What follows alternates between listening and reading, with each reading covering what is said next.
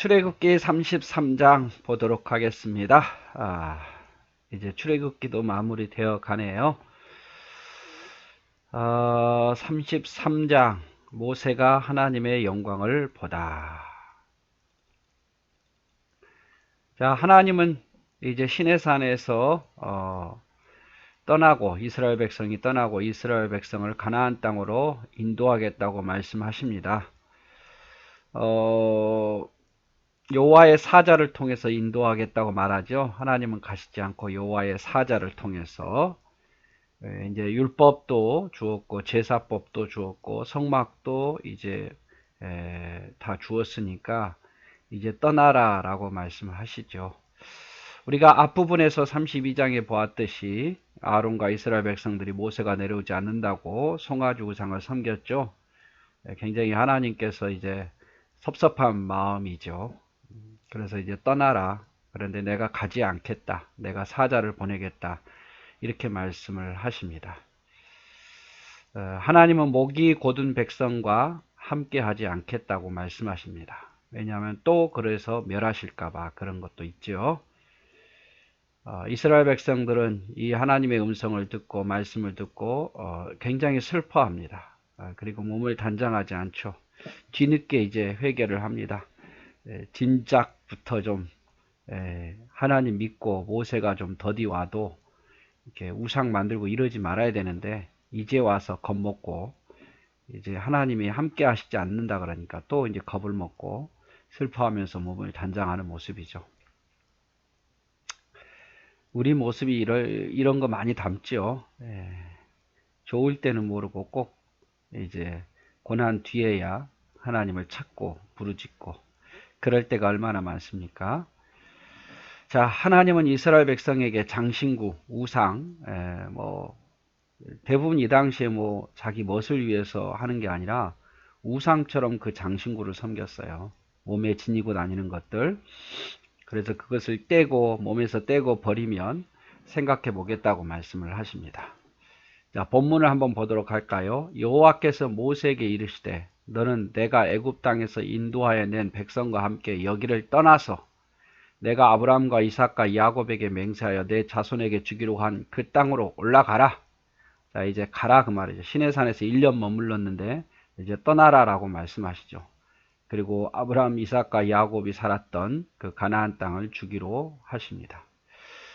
내가 사자를 너보다 앞서 보내어 가나안 사람과 아모리 사람과 헷 사람과 브리스 사람과 히 사람과 여부스 사람을 쫓아내고, 자, 하나님이 직접 가신다기보다는 천사를 보내어서 가나안의 족속들이죠. 가나안 사람들, 아모리 사람들 대표 족속들, 헷 사람, 브리스 사람, 히 사람, 여부스 사람을 쫓아내겠다고 말씀하십니다.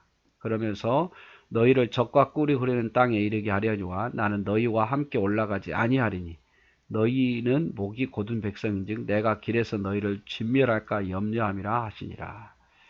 자, 그 땅 가나안 땅은 적과 꿀이 흐르는 땅, 좋은 땅이다 그 말이죠. 하지만 나는 올라가지 않겠다.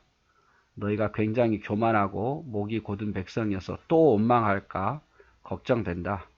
이번에는 너희를 용서치 않고 너희를 진멸할까 염려하므로 나는 올라가지 않고 여호와의 사자를 보내겠다고 말씀하십니다. 전적이 있으니까 맨날 원망하잖아요. 백성이 이 엄준한 말씀을 듣고 슬퍼하여 한 사람도 자기 몸을 단장하지 아니하니. 엄준한 말씀, 준엄한 말씀. 하나님의 말이 위험 있게 들렸다는 거예요. 나 안 가. 내 사자 보낼 거야. 너희 교만하잖아. 이렇게 강한 어투로 말씀하니까 이스라엘 백성들도 깜짝 놀래가지고 슬퍼하면서 자기 몸을 단장하지 않고 회개한다 그 말이죠. 여호와께서 모세에게 이르시기를 이스라엘 자손에게 이르라. 너희는 목이 곧은 백성인즉 교만하다 그 말이죠. 내가 한순간이라도 너희 가운데 이르면 너희를 진멸하리니 한 번만 너희에게 채찍만 들어도 너희는 이제 멸망한다 그 말이죠. 너희는 장신구를 떼어내라. 그리하면 내가 너희에게 어떻게 할 것인지 정하겠노라. 이 장신구는 우상들이에요. 우상. 여러분 귀걸이 정도가 아니라 반지 정도가 아니라 이건 우상 숭배로 그 당시에 많이 가지고 다녔어요. 그것들이 마치 자신들을 지켜줄 것처럼. 다른 나라 문화가 그랬습니다. 이스라엘 백성도 똑같이 했는데 이걸 다 떼어내라 그 말, 버리라 그 말이죠. 이스라엘 자손이 호렙산에서부터 그들의 장신구를 떼어내었더라. 떼어내었더라. 자, 하나님이 함께 하시지 않으면 소망이 없다는 것을 아는 것이 믿음이에요. 여러분, 우리가 하나님이 함께 하시지 않으면 소망이 있습니까? 없죠. 그걸 아는 것이 믿음이고 그것을 알고 하나님을 늘 의지하고 사는 것이 믿음입니다. 모든 것이 다 하나님으로부터 나오기 때문이죠.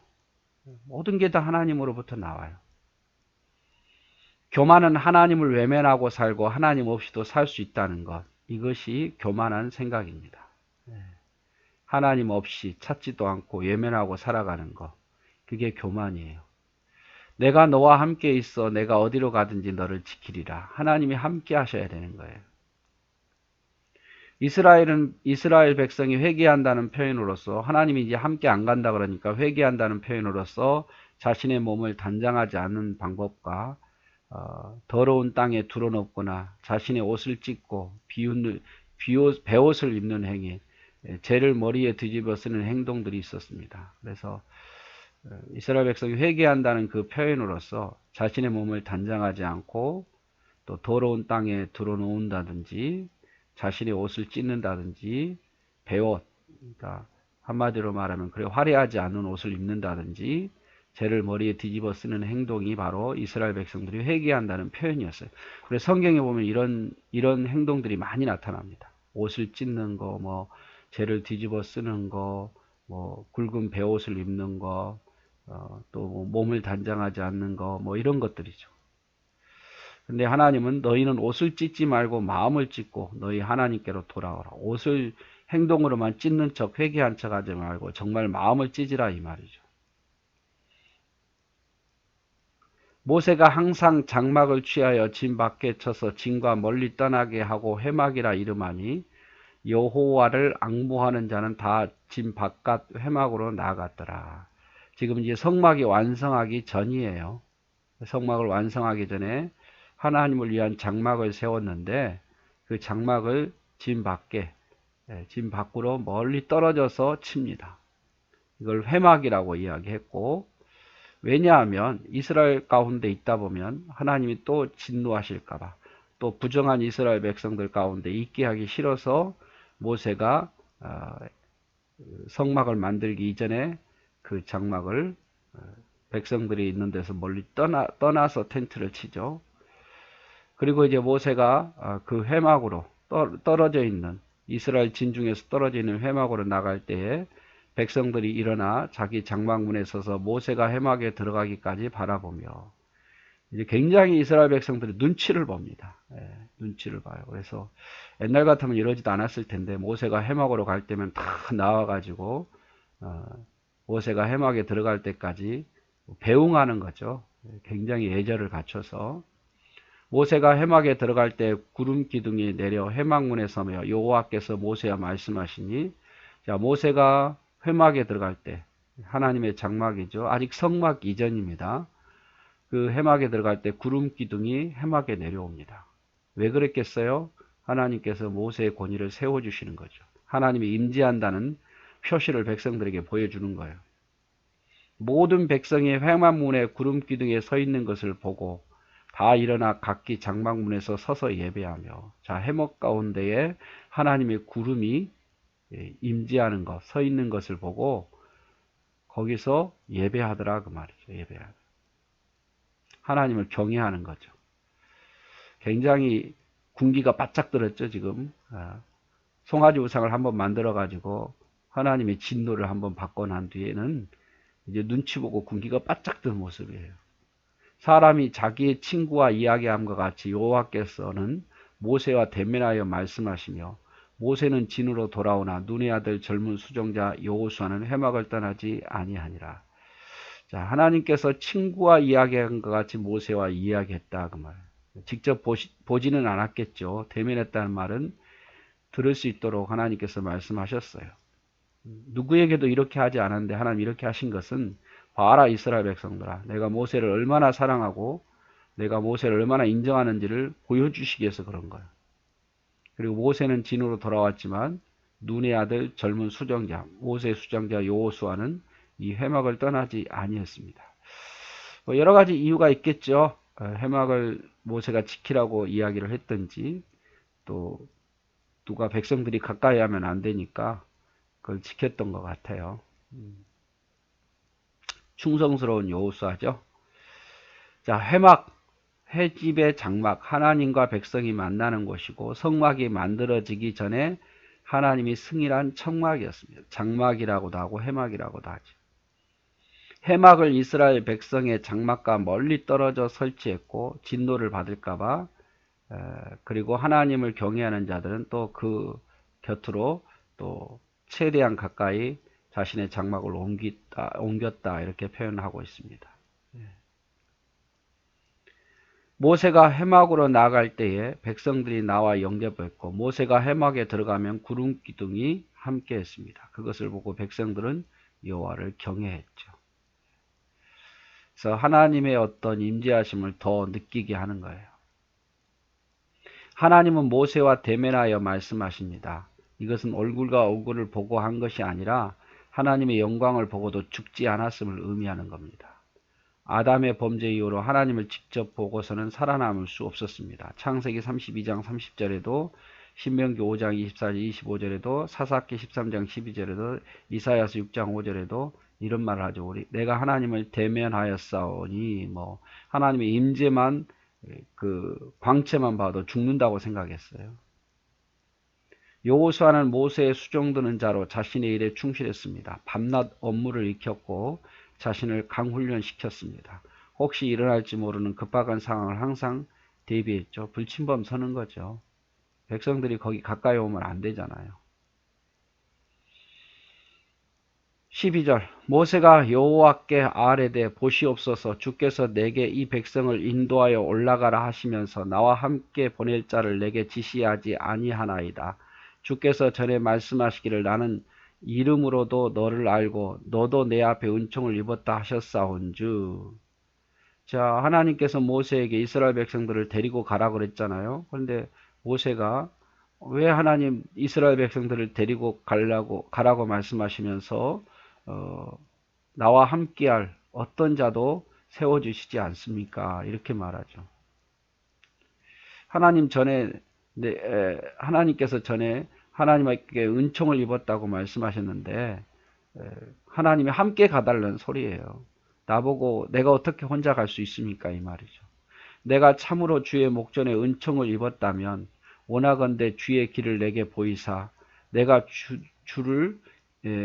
내게 주를 이 족속을 주의 백성으로 여기소서 알리시고 나로 주의 목전에 은총을 입게 하시며. 여호와께서 이르시되 내가 친히 가리라 내가 너를 쉬게 하리라. 자, 내가 하나님께 은총을 입었다면, 여호와의 목전에 은총을 입었다면 이 백성을 주의 백성으로 여기시고 나와 함께 가달라는 거죠. 나 혼자 이스라엘 백성들을 끄고 갈 수 없다 그 말이죠. 그래서 하나님께서 내가 친히 가리라 내가 너를 쉬게 하리라 이렇게 말씀하십니다. 15절 모세가 여호와께 아뢰되 주께서 친히 가지 아니하시려거든 우리를 이곳에서 올려보내지 마옵소서. 나와 주의 백성이 주의 목전에 은총 입은 줄을 무엇으로 알리이까? 주께서 우리와 함께 행하심으로 나와 주의 백성을 천하 만민 중에 구별하심이 아니니까. 자, 내가 주님께 은총을 입었다면, 하나님의 백성들이 은총을 입었다면 하나님 함께 가달라고 말하죠. 하나님 없이 우리는 이곳에 갈 수가 없습니다. 이 말이에요.